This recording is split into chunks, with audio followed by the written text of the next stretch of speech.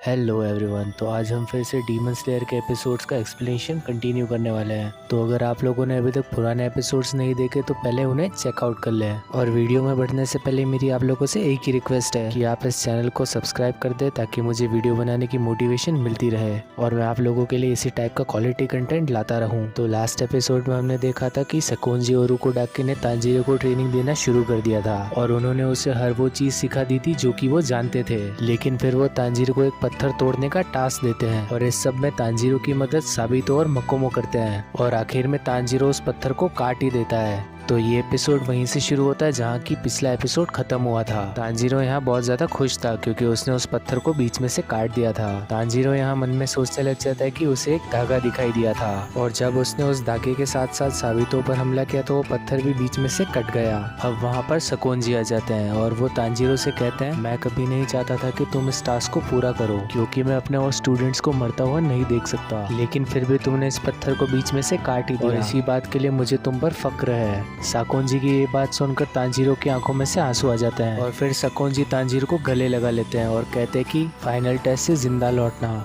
और इसी सब के साथ वो तांजीरो को अपने घर लेकर चले जाते हैं। सकोंजी ने यहाँ पर ज्यादा खाना बनाया था इसलिए तांजीरो उनसे पूछता है कि आपने आज ज्यादा खाना किस लिए बनाया, क्या आज कोई फेस्टिवल है या फिर कोई हमें ज्वाइन करने वाला है। जिस पर सकोंजी कहते हैं कि ये खाना तुम्हारे टास्क कंप्लीट करने के लिए है और आज तुम जितना चाहो उतना खाना खा सकते हो। इस सब के बाद तांजीरो यहाँ पर मजे से खाना खाने लगता है और सकोंजी मन में सोचने लगते हैं, मैंने तुम्हें हर चीज़ सिखा दी है लेकिन भविष्य में आने वाली मुसीबतों के सामने ये सब भी कुछ नहीं है। अब अगली सुबह तांजीरो यहाँ पर अपने बाल काटने लगता है और सकोंजी से कहता है कि उसने इतना टेस्टी खाना बहुत समय से नहीं खाया तो खाने के लिए थैंक यू। इस सब के बाद सकोंजी बताते हैं कि जैसे इंसान को खाने से ताकत मिलती है वैसे ही डीमंस को इंसान के खून से ताकत मिलती है, तो डीमन जितने इंसान खाएगा उतना ही वो ताकतवर होगा। फिर वो तांजीरो से कहते हैं कि डीमंस अलग अलग तरह के होते हैं, जैसे ताकत बदलने वाले डीमंस और जादू टोना करने वाले डीमंस। इस तरह के डीमंस स्पेल यूज करते हैं और जब तांजीरो के सूंघने की शक्ति बेहतर हो जाएगी तो वो पता लगा पाएगा कि एक डीमन ने कितने इंसान मारे हैं। फिर सकोंजी तांजीरो को एक फॉक्स मार्क्स देता है जिस पर उसने अपना एक स्पेल यूज किया हुआ था।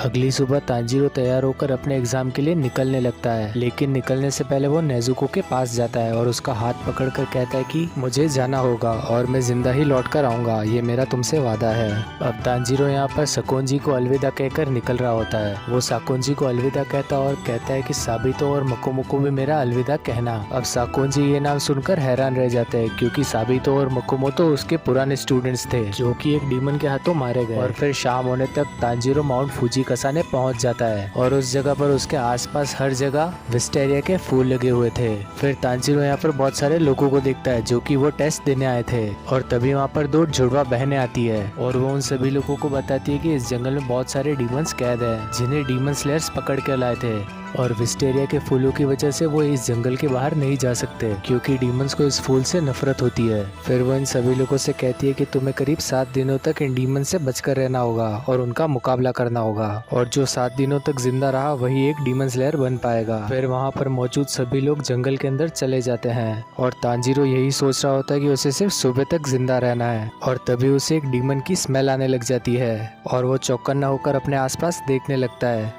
और तभी एक डीमन उस पर एक पेड़ से हमला कर देता है, लेकिन तांजीरो उसे अपनी तलवार की मदद से दूर फेंक देता है। लेकिन तभी तांजीरो पर पीछे से एक और डीमन अटैक कर देता है और तांजीरो उसे भी मारकर अपने से दूर कर देता है। फिर वहाँ पर दो डीमंस को देखकर तांजीरो घबराने लगता है, लेकिन वो दोनों डीमंस आपस में ही लड़ाई करने लगते हैं और लड़ाई इस बात पर थी कि तांजीरो को कौन खाएगा। फिर वो दोनों डीमंस मिलकर तांजीरो पर साथ में हमला कर देते हैं। अब तांजीरो को यहाँ पर फिर से वही ओपनिंग दिखती है, उसे वही धागा दिखने लगता है जो कि उसे साबितो के सामना होने पर दिखा था और तांजीरो वाटर ब्रीथिंग की 4th फॉर्म यानी स्ट्राइक टाइड यूज करता है और एक ही बार में उन दोनों डीमंस का गला काट देता है। गला कट जाने की वजह से वो दोनों डीमंस जलकर खत्म हो जाते हैं। फिर तांजीरो यहाँ सोचता है कि उसने एक कर दिखाया और फाइनली उसकी ट्रेनिंग यहाँ पर काम आ रही है।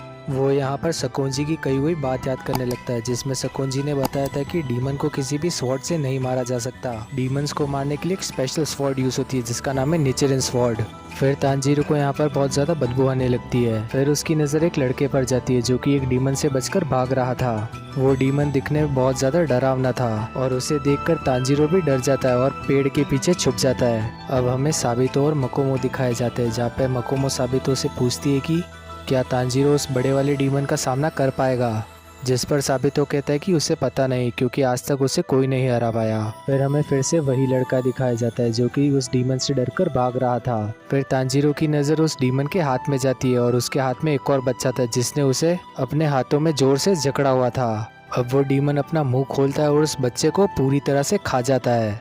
ये देखकर तांजीरो थोड़ा डर जाता है, लेकिन अपनी हिम्मत बढ़ाते हुए उस डीमन पर हमला करता है। इसी बीच वो डीमन और ज़्यादा बड़ा हो चुका था और उसने उस दूसरे बच्चे को भी उठा लिया था।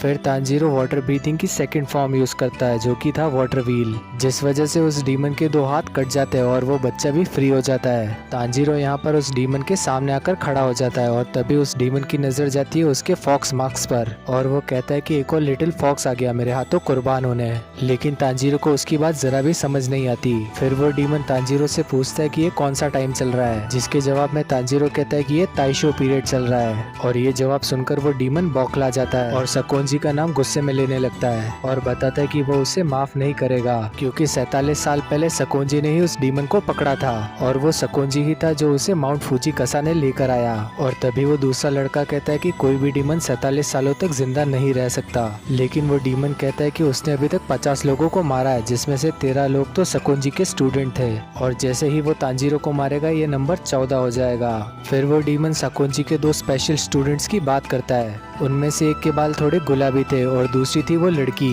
जो कि बहुत ज्यादा बहादुर थी, पर उसकी ताकत के सामने कुछ भी नहीं थी और उसे खाने में भी बहुत ज्यादा मजा आया। और ये सुनकर तांजीरो सोचने लगता है कि ये कहीं मकोमो और साबितो की बात तो नहीं कर रहा, और अगर वो लोग मर चुके हैं तो वो उनसे कैसे मिला। फिर वो डीमन तांजीरो को बताता है कि सकोंजी अपने हर स्टूडेंट को वही फॉक्स मार्क्स देता है और उन दोनों ने भी यही पहना हुआ था इससे पहले कि उसने उन दोनों का काम तमाम कर दिया। और ये सब सुनकर तांजीरो यहाँ पर बौखला जाता है और उस डीमन पर हमला कर देता है।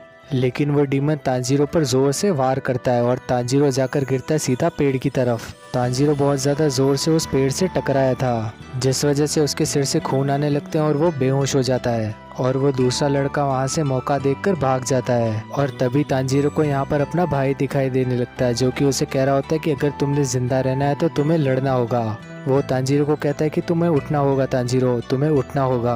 और तभी तांजीरो उठ खड़ा होता है और उस डीमन पर हमला करने लगता है। वो उस डीमन के बहुत सारे हाथ काट देता है, लेकिन इस सब का उस डीमन पर कोई असर नहीं होता, क्योंकि जैसे ही वो उसका एक हाथ काटता है उसका हाथ फिर से रीजनरेट हो जाता है। फिर वो उससे बताता है कि उसे मारने का सिर्फ एक ही तरीका है, उसके गले पर हमला करना। फिर वो तांजीरो से कहता है कि सकोंजी का दूसरा स्टूडेंट भी मेरे बहुत पास आ गया था, लेकिन तलवार के टूट जाने की वजह से वो मुझ पर हमला नहीं कर पाया और तभी मौका देखकर मैंने उसे मार दिया।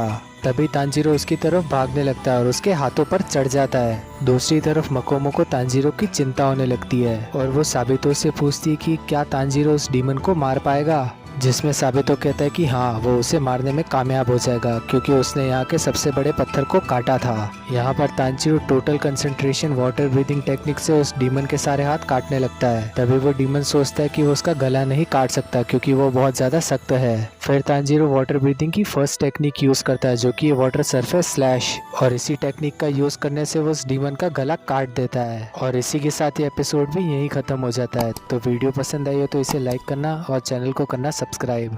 मिलेंगे नेक्स्ट वीडियो में, तब तक के लिए बाय।